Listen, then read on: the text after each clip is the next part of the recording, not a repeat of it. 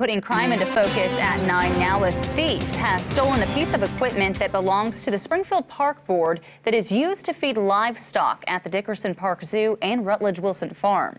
Spokesperson Jenny Filmer Edwards says a round hay baler was stolen from a plot of land at the city landfill. Thankfully, though, the park board recently just finished baling the field, so they're not really out of hay for livestock right now. Plus, the city has a square baler to help out, too.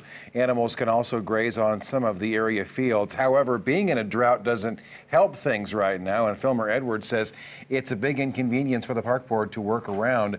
Leaders are currently trying to figure out a long-term solution until that machinery can be found. Police are investigating this crime and say the red hay baler is common and is about 10 years old. So if you see one that looks suspicious, call police.